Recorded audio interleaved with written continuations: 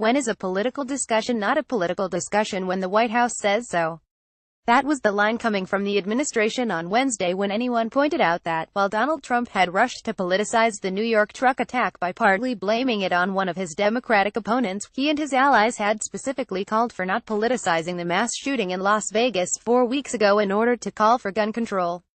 MSNBC's Kristen Welker tried to get Press Secretary Sarah Huckabee Sanders to reconcile this contradiction at the daily press briefing. Welker, you're making the case that these are not new policies he's talking about, and yet the question still remains, he is delving into a policy and political discussion. And you were very clear after the Las Vegas shooting that it wasn't appropriate to talk about policy. So what's the difference now? Sanders, there are facts that we know about this horrific tragedy, that we know caused some of the things in this horrific tragedy, that I think determine what those policy positions that he's been advocating for long before yesterday are very consistent with the activity that could have prevented something like this from happening. We actually don't know that an immigration ban from a handful of countries or more extreme vetting of immigrants would have stopped Tuesday's attack because we don't know when Sayfullo Saipov became radicalized. If it was after he entered America in 2010, then looking more closely at his life back then would not necessarily have kept him out of the country so he couldn't drive a truck into a crowd of people in 2017. We don't even yet know if he is a genuine radical Islamist, or just someone with a grudge using Islamic ideology as an excuse.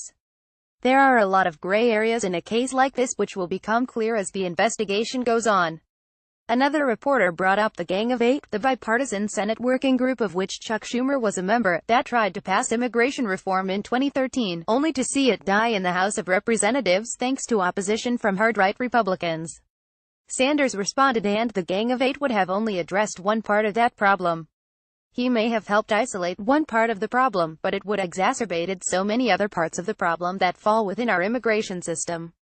If you only address one part and not in the totality of it, and introduce a fully and more responsible immigration reform like the president has proposed, like the president has outlined, then you're not addressing the problem, you're not fixing the problem.